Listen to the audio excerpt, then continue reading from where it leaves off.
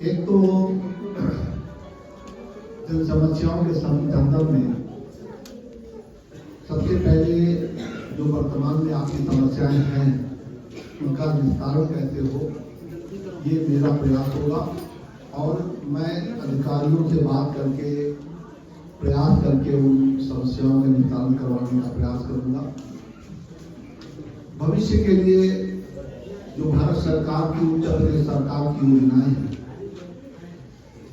मैं उन योजनाओं की भी चर्चा करूंगा कि जिससे कि उन योजनाओं का लाभ अधिकतम लाभ प्राप्त हो सके। इसी क्रम में आपने शायद प्रधान जी आपको या सब लोगों को समस्या मिली होगी कि किसकी क्या समस्या है, तो मैं भी उसमें जो भी आपकी समस्या है वो मुझे बता दीजिएगा, मैं देखूंगा। अभी 2 दिन पहले प्रधानमंत्री ने एक बजट पेश किया था। वो बजट में आपके लिए क्या है और उससे आप कैसे फायदा उठा सकते हैं, इसके पहले मैं इस बात की चर्चा करूंगा। एक तो अभी हमारे सामने जो लोग बैठे हैं, जो हमारी मातृशक्ति बैठी है, इसमें बहुत से परिवार इस तरीके के होंगे जिनके पास अपना आवास नहीं होगा। जो लोग छप्पर में निवास कर रहे होंगे, पन्नी लगा के निवास कर रहे होंगे, उनके संबंध में मुझे केवल इतना कहना है कि प्रधानमंत्री ने वो बजट पहले था उसमें 66% बढ़ा करके 76,000 करोड़ का किया है कि जिससे कि जो परिवार आवास से वंचित है, जिनको आवास नहीं मिल पाए हैं, अब सबको आवास मिल गया। मोदी जी का एक लक्ष्य है कि जब तक हर परिवार के सर पर छत नहीं होगी तब तक ये हमारी जो स्कीम है आवास वाली, हम इसको मजबूती के साथ चलाएंगे और उन परिवारों की खोज करेंगे जो परिवार अब तक इससे लाभान्वित नहीं हो पाए। अगर मैं आपसे बात करूंगा तो आप प्रश्न कर सकते हैं कि बहुत से इस तरीके के परिवारों को आवास मिल गए होंगे जिनको पहले नहीं मिलना चाहिए था, बाद में मिलना चाहिए था। लेकिन चलो पुरानी बातों को भूल जाइए। आप लोगों से केवल एक अनुरोध है कि आप जिनके पास आवास नहीं है वो लोग आवेदन जरूर कर दें, जिससे कि जांच हो जाए। जांच के बाद आपको आवास प्राप्त हो जाए। अभी तक तो जो पुराने लोग थे, जो पुरानी सूची थी, उनका नाम पे काम हो रहा था, लेकिन वर्तमान में अब जो काम होगा उसमें जरूरी नहीं कि आपका नाम सूची में नाम हो ना हो, लेकिन जिसका आवास नहीं है हम उसको मान के चलेंगे कि इसको आवास की जरूरत है। दूसरा, हमारी पिछली जो योजनाएं अब तक चली, उन योजनाओं का लाभ आपको अगर न मिला हो तो अब कैसे लाभ उसका मिल सकता है। सरकारें बहुत है 70 सालों के अंदर, बहुत सी सरकारों को आपने देखा होगा। हमारी नई पीढ़ी बैठी हुई है, अगर आपने नहीं देखा तो अपने परिवार के जो हमारे पुरखे हैं उनसे पूछ लेना कि पिछली सरकारों ने क्या किया। मुझे याद है कि राजीव गांधी देश के प्रधानमंत्री थे और प्रधानमंत्री होने के नाते वो प्रयास कर रहे थे कि गरीबों तक मदद पहुंचे, लेकिन उन्होंने एक बात कही थी सदन के अंदर। मैं उस बात का जिक्र इसलिए कर रहा हूं कि आज के संदर्भ में वो बड़े जरूरी आपको बताना है कि परिवर्तन क्या आया। कोई आपसे कहेगा कि मोदी सरकार, योगी सरकार में, पहले की सरकार में परिवर्तन क्या है, तो मैं वो केवल बात चर्चा आपसे करना चाहता हूं। उन्होंने कहा था कि मैं गरीबों की मदद करना चाहता हूं, मैं चाहता हूं कि हर गरीब की मदद हो, लेकिन दुर्भाग्य यह है कि मैं दिल्ली से 1 रुपया आपके लिए भेजता हूं, लेकिन वो नीचे तक जाते जाते जब गरीब के हाथ में पहुंचता है तो केवल 10 पैसा पहुंचता है, 90 पैसा बीच के लोग खा जाते हैं। लेकिन जब मोदी जी की 14 में सरकार आई, लाल किले की प्राचीर से खड़े होकर के जब 15 अगस्त को 15 अगस्त को जब लाल किले के प्राचीर से खड़े हुए तो उन्होंने भाषण में कहा कि मैं चाहता हूं कि हर परिवार को का अपना एक खाता होना चाहिए, हर व्यक्ति का एक खाता होना चाहिए। उन्होंने जीरो बैलेंस, मतलब आपको पैसा नहीं देना, आप बैंक जाइए आपका खाता खुलेगा, अधिकारी आपके घर तक आए, कभी नहीं होता तो कोई अधिकारी आपके घर तक आए, लेकिन आपके घर तक आए और परिवारों को के खाते खुलवाए गए। मैं भी नहीं सोच पा रहा, हमारी सोच के ऊपर का खाते से क्या होगा, लेकिन उसका परिणाम आया जो राजीव गांधी ने कहा था कि हम 1 रुपया भेजते हैं 10 पैसा पहुंचता है। मोदी सरकार के अंदर परिवर्तन ये आया कि दिल्ली से अगर 1 रुपया चलता है तो आपके खाते में 1 रुपया आता है, उसमें 1 पैकेट बिरयानी कोई नहीं कर सकता। ये अब किसी पिछौले की जरूरत नहीं, यहां तक कि आपके बच्चे स्कूलों में पढ़ते हैं, उन बच्चों को साल में ड्रेस दी जाती है, जूते दिए जाते हैं, बैग दिया जाता है। आरोप रखते थे जो ये सामान दिया जाता है इतना घटिया क्वालिटी का होता है तो साल भर नहीं चल पाता। बच्चे आपके स्वेटर पहनते हैं फट जाता है, जूते आपके बच्चे पहनते हैं फटे हुए होते हैं। सरकार ने यहां तक निर्णय लिया कि हम गरीब का 1 पैसा भी किसी दूसरे को दलाली करने का मौका नहीं देंगे। जो भी पैसा था पिछले 2 सालों से आप लोगों के बच्चों के खाते में, आप लोगों के खाते में बच्चों का पैसा आ रहा होगा। अब आप तय करेंगे कि आप किस तरीके का स्वेटर लेना चाहते हैं, आप तय करेंगे कि किस तरीके का जूता लेना चाहते हैं, आप तय करेंगे कि किस तरीके से बच्चे का बैग होना चाहिए। इसमें किसी दलाल की जरूरत नहीं है, ये परिवर्तन है। तीसरा, सरकारें बहुत कहीं गई, किसी ने गरीबों की बात की चिंता नहीं की कि परिवारों में खाना कैसे बनता है। मोदी जी ने चिंता की, क्यों चिंता की? मैं केवल एक बात आपसे पूछना चाहता हूं, आगे कारण क्या था उन्होंने चिंता की? क्योंकि उन्होंने अपनी मां को चूल्हे में खाना बनाते हुए देखा था और उनके स्वास्थ्य को नुकसान होते हुए देखा था और उनकी आंखें खराब होते हुए उन्होंने देखी थी। उन्होंने तय किया कि अब देश में कोई भी मां चूल्हे में नहीं बल्कि गैस सिलेंडर में खाना बनाएगी और उन्होंने गैस वितरण का काम शुरू कराया। अभी तक 9.5 करोड़ कनेक्शन बांटे जा चुके हैं, लेकिन मैं केवल एक आप लोगों से अनुरोध करूंगा कि अगर कुछ परिवार वंचित रह गए हो, जिनको गैस का सिलेंडर न मिला हो, निश्चित तौर पे प्रधान जी को लिखवा देंगे, साहब को लिखवा देंगे, जो अधिकारी बैठे उनको लिखवा देंगे। मैं प्रयास करके कोई भी परिवार ऐसा नहीं रहेगा जिसको गैस का सिलेंडर न मिले, निश्चित तौर पर व्यवस्था करने लगा। बिजली के मामले में गरीब परिवार कल्पना नहीं कर सकता, बड़ी बड़ी कोठियों बल्ब जल गए, गरीब का बच्चा ढेरी लेकर के पड़ता था, मिट्टी के तेल की रोटी में पड़ता। आप कल्पना करिए, हमारी माताएं बहनें यहाँ पे बैठी है, हमारी माँ सरस्वती यहाँ बैठी है, उनके बच्चे भी सोचते थे कि क्या ईश्वर कभी वो दिन भी आएगा जब मेरे घर में भी बिजली होगी। ये चिंता भी अगर किसी ने की तो केवल मोदी जी ने की। उन्होंने कहा हर व्यक्ति के घर में बिजली का कनेक्शन होना चाहिए और उसकी कनेक्शन के लिए आपने हो सकता है लगवाया हो, जिन लोगों के नहीं लगे होंगे तो कोई ना कोई योजना आएगी, निश्चित तौर पर लग जाएंगे। ज्यादातर लोगों के घरों में कनेक्शन है आपके तारीख के अंदर और आप भी उसी तरीके से बदलाव चला रहे हैं जिस तरीके से बड़े घरों में जिसके बच्चे पढ़ते हैं, जिस तरीके से बड़े घरों में बिजली जलती है, आप भी उसी तरीके से बिजली का उपयोग कर रहे हैं। आवाज के विषय मैंने आपसे कहा वही परिवार अछूता नहीं रहेगा। जिस परिवार को आवाज मिले बस जिम्मेदारी है। अगर मोदी जी 10 कदम आगे बढ़ाते हैं, योगी जी 10 कदम आपके लिए आगे चलते हैं, आप लोग भी 1 कदम आगे बढ़िए, कम से कम अपना नाम तो नोट करा दीजिए। एक पालन तो आप भर दीजिए, आपकी जिम्मेदारी बनती है, इतना करना आपकी जिम्मेदारी है कि आप पालन करें और आवेदन करना आवेदन करें। निश्चित तौर पर बिना आवाज के देश के अंदर कोई भी परिवार नहीं रहेगा, किसी की भी कोई भी परिवार ऐसा नहीं होगा जो 56 में रहे। सबके सर ऊपर छत होगी, इतना हो चुका है। इसलिए आप लोग अनुरोध है कि आप लोग इस एनर्जी आपको पूरा करे, जिससे आवाज की व्यवस्था हो। कोरोना दुनिया में एक बहुत बड़ी महामारी है।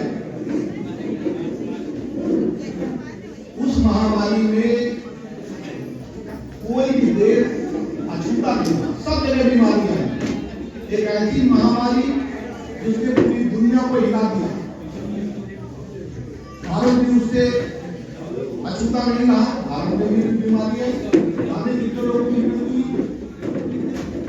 और ऐसी बीमारी जिसमें आपके ठेले बंद, जिसमें आप सामान बिकता है, दुकानें बंद थी, ट्रेन बंद थी, बसें बंद थी, रोजगार बंद थे, मनरेगा बंद था।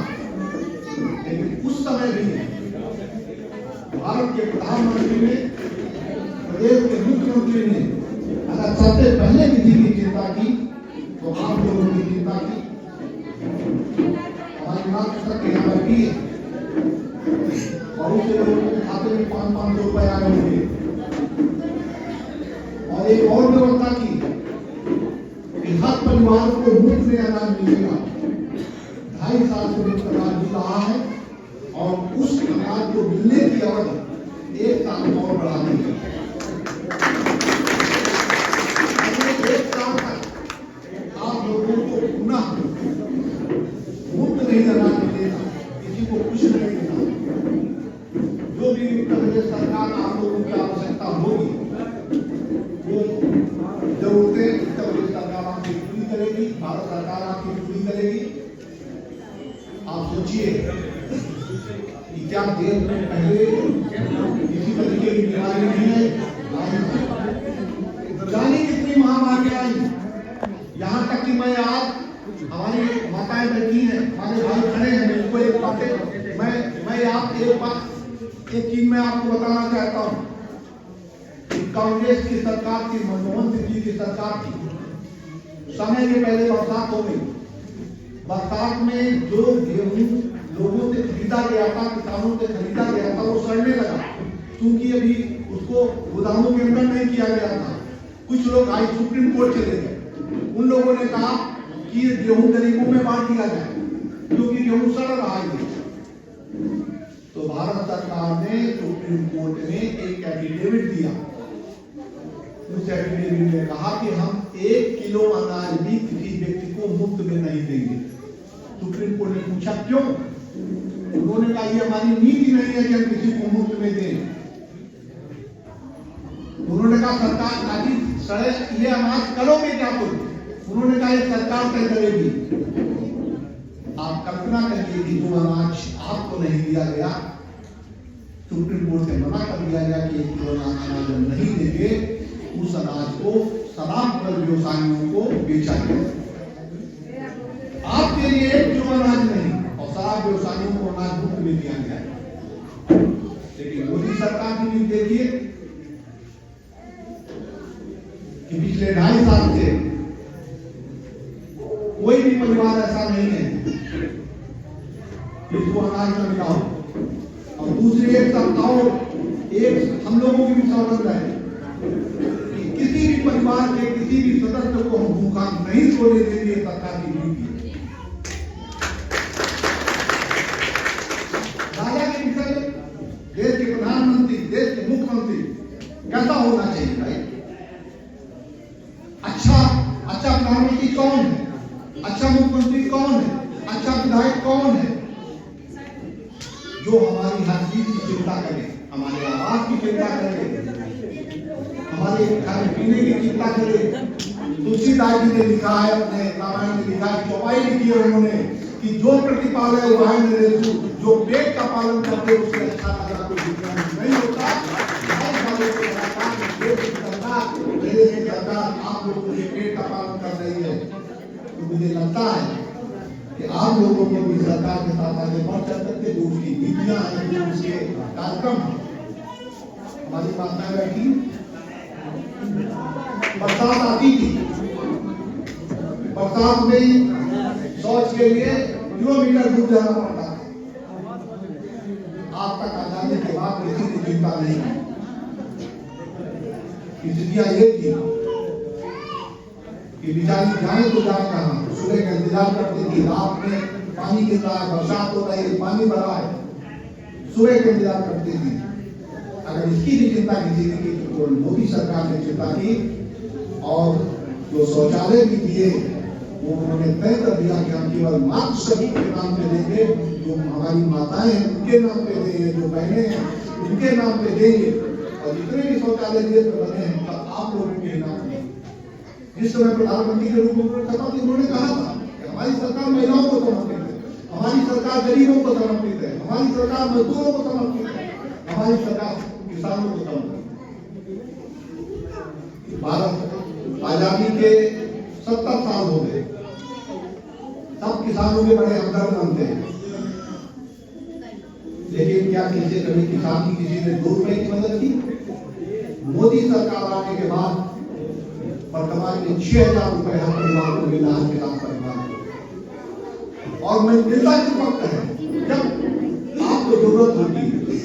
होली आई, आपके अपने बच्चों के कपड़ों की जरूरत है, आपके पास पैसे का अभाव, पता लगा इस बार 2 दिन बाद प्रधानमंत्री का पैसा आने वाला है, पैसा आता है। जिस परिवार में होली में गुड़िया और सामान कपड़े तक लाने की स्थिति नहीं बनती थी, कि सरकार ने स्थिति बना दी कि चाहे होली हो चाहे दिवाली हो, आपके खाते में पैसा भेजेगी जिससे आप अच्छी तरीके से त्योहार आप मना सके, आपके बच्चे मना सके। इससे अच्छी सरकार और कौन सी हो सकती है? हर तरीके की सुविधाओं का ख्याल ये सरकार करती है, लेकिन इसके लिए आपको भी आगे बढ़ के आना पड़ेगा। जो फॉर्मेलिटीज हैं, जो फॉर्म भरने हैं, जो ऑनलाइन आवेदन करना है, उस तरीके के आवेदन आप लोगों को करने पड़ेंगे। इसके अतिरिक्त बहुत से लोगों के हो सकता है कि किसी की पेंशन बंद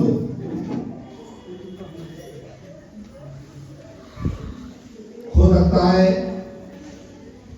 इस समय कुछ मंगेगा पैसा कुछ कम आ रहा है, लेकिन वो जल्दी आ जाएगा,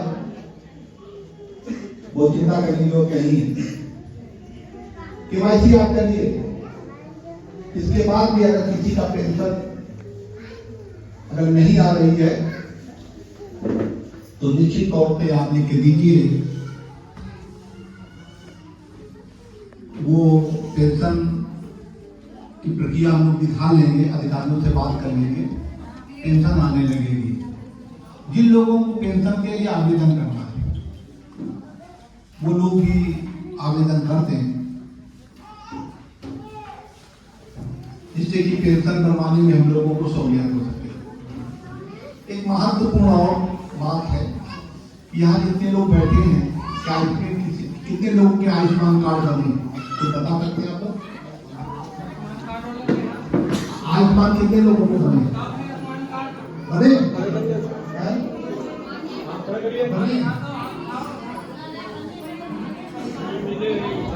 आयुष्मान कार्ड आप जल्दी बनवा लीजिए, मिल जाएंगे, अगर बनना है तो मिल जाएंगे। आयुष्मान कार्ड का महत्व समझिए आप, आयुष्मान कार्ड का आप लोग महत्व समझिए। मैं क्यों कह रहा हूं? मैं उन विधायकों में हूं जो सर्वाधिक योगी जी की कृपा से बीमारी के दौरान हमने पहले मदद कराई है लोगों की, लेकिन उसको भी दिलाने में समय लगता है। आयुष्मान कार्ड का मतलब है कि आपके पास 5 लाख रुपए आपके हाथ में है। मैं एक छोटी सी घटना बताना चाहूंगा। मेरे गांव के बगल में एक सरैया गांव है, वहां एक लड़का कौशल है, जब उसके लड़का पैदा हुआ तो उसके सीढ़ी में छेद था, वो नीला पड़ जाता था। डॉक्टरों ने तो उन्होंने दिखाया तो उन्होंने कहा कि इसका ऑपरेशन करना पड़ेगा और इसमें 3 लाख रुपए लगेंगे। ये करीब 10 साल पहले की बात है। अब उनके पास 3 लाख रुपए नहीं, बेचारे क्या करें, उन्होंने जमीन बेचने का प्रयास किया, सब कुछ प्रयास किया, लेकिन व्यवस्था नहीं हो पा रही थी। मैंने भी बहुत प्रयास किया, यहाँ से लेकर मतदान तक लिखा पड़ी थी किसी तरीके से इलाज हो जाए। लड़का 7 साल का हो गया तब मोदी जी की आयुष्मान योजना आ गई। आयुष्मान योजना के तहत उसका कार्ड बन गया, लेकिन डॉक्टरों ने कहा कि अब तो ये 7 साल का हो गया है, अब इसका ऑपरेशन नहीं हो सकता। मैंने अधिकारियों पे मैंने डॉक्टरों पे दबाव बनाया। मैंने डॉक्टरों से कहा कि जीवित ऐसे भी नहीं रहेगा अगर इसका ऑपरेशन नहीं हुआ, तो एक बार रिस्क ले लो। क्या 3 साल में हो जाना चाहिए, एक आदमी का पैसा नहीं था। यही पीजीआई के अंदर लड़का भर्ती हुआ, आयुष्मान कार्ड से उसका इलाज हुआ। आप लोगों का आशीर्वाद है कि लड़का ठीक होकर गया, सड़कों पर दौड़ रहा है, खेल रहा है। बीमारियां बता के नहीं आती, आयुष्मान कार्ड आपको बनवा लो। और दूसरी बात, अगर आयुष्मान कार्ड किसी का अगर न बन पाए और मान लो ईश्वर न करे कोई बीमार हो और परिवार से कोई अगर समस्या आ जाए, बीमारी आ जाए, तो तुरंत प्रधान जी को पकड़ो, मुझे फोन करो, हम पैसे की व्यवस्था करवाएंगे। किसी को भटकने की जरूरत नहीं है,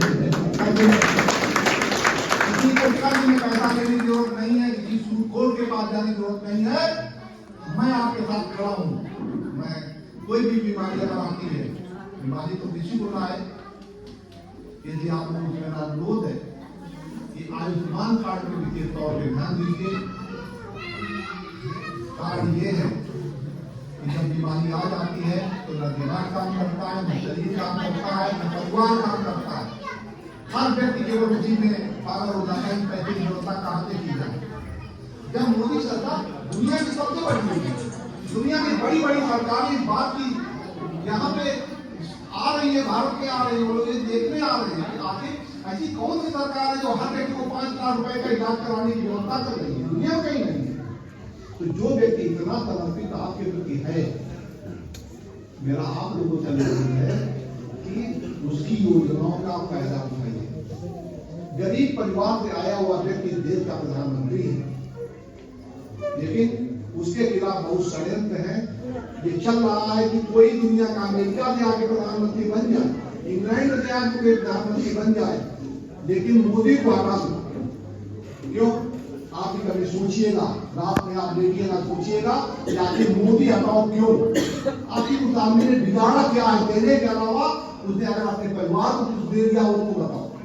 उसकी माँ 10 पैदल के कमरे में रहती, उसका एक भाई कबाड़ का काम करता, एक भाई कोटा चलाता। अरे ये तो प्रधान है, मैं भी प्रधान रह चुका हूँ। मैं जब प्रधान था तो हमारे भतीजों तक के भाइयों तक के दिमाग खराब हो जाते थे, लेकिन देश का प्रधानमंत्री, दुनिया का नेता, उसकी मां 10 बाई 10 के कमरे में रहती है। दूसरी बात, अभी उसकी मृत्यु हुई है मां की। आप लोगों ने देखा होगा कि मां रात में 3 बजे मरती है, मृत्यु होती है उसकी। सुबह 7 बजे प्रधानमंत्री उसका अंतिम संस्कार करने के लिए पहुंच जाते हैं और 9 बजे अपने काम में लौट जाते हैं। जो व्यक्ति अपने परिवार को छोड़ करके आपके काम में 24 घंटे लगा हो, उसे किसी की कीमत में हम लोग उसको नहीं छोड़ेंगे। यह लोगों को तय करना, ज्यादा चर्चा नहीं। आप केवल वाली है, हम आपके सुनेंगे, आपकी समस्याओं का निस्तारण करेंगे। मैं विधायक के तौर पे नहीं, आपके परिवार के सदस्य के रूप में हूँ। जो भी आप लोग कहेंगे उसको गंभीरता से सुन के हम नोट करेंगे और उन समस्याओं का निस्तारण होगा, यह आप विश्वास रखिए। माइक उधर दे दीजिए।